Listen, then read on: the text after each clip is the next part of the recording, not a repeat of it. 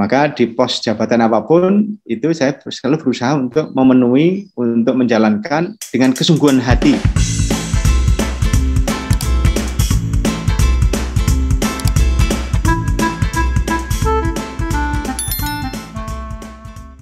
Ya, sahabat literasi, selamat siang. Terima kasih untuk tetap stay tune di podcast Literasi Komunikasi. Kami akan mencoba memberikan satu informasi kepada sahabat literasi tentang adanya saat ini itu kontestasi calon rektor Universitas Gadjah Mada. Ini akan melibatkan beberapa orang-orang hebat di kampus ini. Satu mungkin dari eksternal UGM. Tapi menarik sekali karena ini dilakukan dengan nuansa yang demokrasi yang cukup tinggi begitu, dan juga terbuka, siapapun boleh memantau secara transparansi cukup tinggi. Nah, kali ini kita akan mencoba berbincang-bincang dengan salah satu calon rektor Universitas Gadjah Mada, yaitu Prof. Ali Agus. Selamat siang Prof. Ali, apa kabar Prof? Ya, selamat siang Mbak Raja. Alhamdulillah kabar baik, sehat. Iya, tetap semangat. Kalau lihat dari wajahnya Prof. Ali, tampangnya masih usia 30 tahun gitu ya.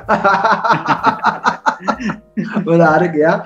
Iya, Prof, saya mau tanya agak sedikit santai nih Prof. Kalau lihat jabatan atau katakanlah gelar Profesor Ali Agus begitu ya, ini kan salah satu capaian tertinggi. Memang dalam dunia akademis itu gelar doktor gelar yang tertinggi untuk secara ilmiah, tapi memang profesor ini juga satu ya dewanya lagi artinya melakukan banyak riset kemudian menghasilkan satu nilai yang cukup untuk menjadi seorang profesor. Nah, boleh dong Prof kita disampaikan sedikit informasi kalau melihat gelar yang Prof. Ali Agus sampaikan nih, kira-kira jadwal rutin membaca Prof. Ali Agus seperti apa dan berapa lama Prof. Agus membaca setiap hari atau per minggu, Prof? Baik, Mas Hersya. Memang salah satu hobi saya itu membaca sejak kecil itu. Jadi kadang-kadang membaca. Saya malah pernah suatu ketika waktu di SMA tahun 82, 83, 84 itu ya. Waktu itu kan ada buku penataran P4, Pedoman Pengamalan dan Penghayatan Pancasila. Itu ada bukunya tipe A, tipe B, tipe C gitu ya. Karena saya hobi membaca, dilalah itu ya. Kok saya itu hafal satu buku, 3 buku itu saya hafal. Halaman berapa, isinya apa itu, alhamdulillah kok hafal ya. Mungkin salah satu kemurahan Tuhan yang diberikan kepada saya itu salah satunya itu daya ingat saya ketika melalui mata itu sangat kuat. Ya, agak kuat lah ya. Sehingga kalau melihat itu ingat ya. Sehingga pada saat itu ada lomba cerdas cermat P4 kabupaten, saya mewakili SMA saya dan itu sempat juara kabupaten, itu 2 kali itu juaranya karena ya itu jelas hafal gitu deh. Nah, karena hobi membaca itulah yang kadang-kadang saya belum lihat ya sambil baca. Nah, sekarang dari kumulasi umur dan juga perjalanan profesional saya, ya saya pun juga tidak melupakan untuk tetap membaca. Membaca itu ada 2 ya, membaca teks atau membaca konteks. Nah, ini kadang-kadang orang agak sedikit melupakan membaca konteks itu apa. Kalau membaca teks kan membaca, hanya teks baca. Tapi kalau membaca konteks, kita itu menganalisis, mempelajari, serta mengambil skenario-skenario ini apa ini, tindak lanjut, output, dampak dari suatu pernyataan. Misalnya ada pernyataan, baca pernyataan, Indonesia kekurangan daging sapi misalnya. Itu kan pernyataan. Kalau kita baca teks ya udah. Oh, Indonesia kan bang.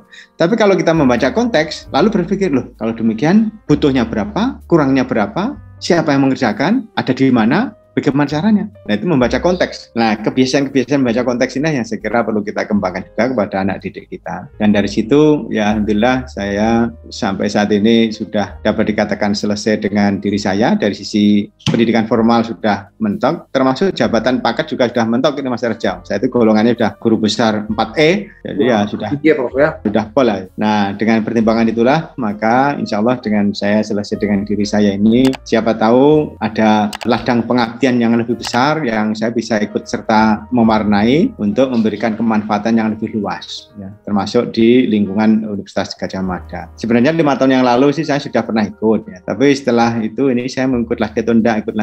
Ternyata tak pikir-pikir pengalaman saya menjadi dekan 2 periode, sebelumnya pernah menjadi wakil dekan, kemudian juga aktivitas organisasi kemasyarakatan, dan saya pun juga sudah selesai ya. Saya kira tidak ada jeleknya ikut kontestasi lagi ya. Saya nothing tulus, nggak ada target, nggak ada apa ya. Karena amanat itu dari Tuhan yang memberikan, kita hanya ikut. Ya. Kalau seandainya tidak diberi amanat pun juga tidak tak pikirkan, saya pun juga bersyukur ya toh. Dikasih amanat juga tidak boleh lari, karena amanat itu menanggung beban dan pertanggungjawaban yang suatu ketika akan dimintai oleh yang memberi amanat. Maka saya memiliki pemikiran bahwa bersungguh-sungguh dalam segala urusan itu bagi saya adalah kewajiban. Maka di pos jabatan apapun itu saya selalu berusaha untuk memenuhi, untuk menjalankan dengan kesungguhan hati, seraya mohon bimbingan Tuhan supaya tidak terjerumus, terjerembab ya kepada hal yang tidak perlu. Nah, kira-kira background sedikitnya seperti itu, Mas Raja. Berapa lama nih waktu yang Prof. Ali Agus gunakan untuk membaca, Prof? 1 hari, 1 minggu, begitu? Sehari itu hampir selalu membaca saya itu. Ya, membaca apa, buku, terkait dengan apa. Sekarang ini kita akan diuntungkan dengan bisa belajar melalui sosial media, lewat gadget, itu udah berapa. Cuman menjadi persoalan bagi kita adalah mana informasi-informasi penting yang harus kita baca, kita seriusi. Informasi ini kan ibarat banjir bandang, begitu banyaknya, begitu luasnya, begitu bervariasinya. Kalau kita tidak pandai memilah dan memilih, kita tenggelam salah. Kita, Prof. Tenggelam, Prof. Tenggelam nanti, kita akan salah, akhirnya nggak dapat informasi yang tepat. Makanya saya itu kalau ada informasi itu, oh ini saya perdalam, saya baca. Kalau enggak. Nah, saya itu mencari informasi-informasi yang terkait dengan bidang saya. Kalau nggak terkait dengan bidang saya, ya percuma. Nanti kita akan menjadi orang yang setengah-setengah. Kita jadi orang itu yang kira-kira ya, kalau disebut expert di bidangnya, nanti menjadi referensi, paling tidak kita paham lah, sehingga orang kalau bertanya itu kita bisa menjawab mendekati akurat, kira-kira begitu. Ya, saya setuju, Prof. Ketika kemudian tadi Prof. Ali bilang dimanapun ditempatkan itu menjadi satu tanggung jawab yang tidak mudah, tapi memang akan terus disikapi dengan bijak, begitu, Prof, ya. Nanti artinya ketika ada kesempatan menjadi calon rektor, kalaupun nanti tidak terpilih, ya saya doakan menjadi menteri, Prof. Amin. Itu juga satu tanggung jawab yang tidak mudah, karena memiliki struktur berpikir yang tadi yang Prof sampaikan itu, saya pikir itu perlu juga diketahui para menteri yang sekarang ada, Pak Mentan, lalu juga mungkin belum masuk dalam kategori, mungkin Pak Mentan dan juga menteri yang lainnya seterusnya begitu. Nah, lalu Prof, berarti buku-buku yang Prof Ali baca itu ya beragam ya, Prof, ya. Mana yang memang bisa mendukung profesi saat ini, Prof, ya. Tidak hanya melulu soal peternakan juga, tapi mungkin juga soal politik ekonomi juga gitu, Prof, ya. Mungkin juga soal kondisi situasi di lapangan ya, kultur masyarakat Indonesia begitu. Ya, betul. Tidak hanya peternakan, tapi mungkin juga terkait dengan manajemen, ya toh. Saya itu kan sejak tahun 97-98 itu kan mendampingi usaha kecil menengah, koperasi, sehingga mau tidak mau saya itu juga belajar manajemen keuangan, manajemen SDM, manajemen operasi. Sedikit banyak saya harus belajar supaya bisa ya update lah dengan pengetahuan yang sebenarnya kami belum pernah pelajari. Tapi di situ learning by doing, Mas Raja. Saya membantu kawan-kawan di sektor usaha terkait, misalnya sebagai pengusaha peternakan sapi misalnya, saya mendampingi ada yang dari nol, dari nggak ada jadi besar. Ini kan dinamikanya luar biasa ini. Nah, ini kalau kita nggak belajar teori, kemudian kita praktekkan di lapangan, nah, akhirnya kita dapat pengalaman gambaran. Dan termasuk bagaimana mendorong wirausaha muda itu kan juga learning by doing, yang akhirnya ada beberapa program-program yang saya kembangkan, baik untuk fakultas maupun nasional itu ada semacam program kewirausahaan mahasiswa, ya, program bagaimana meningkatkan kualifikasi sumber daya manusia, itu hal-hal yang saya termasuk passion di dalamnya. Jadi kalau terkait dengan pendidikan dan pengajaran, ya itu saya termasuk punya passion di situ. Sehingga saya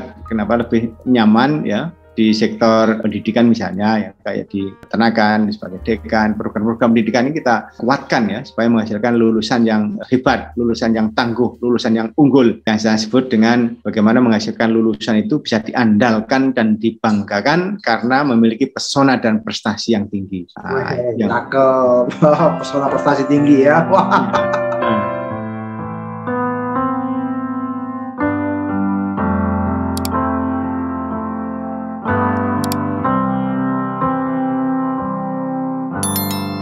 Another summer day is coming on away. In Paris or Rome, I wanna go home.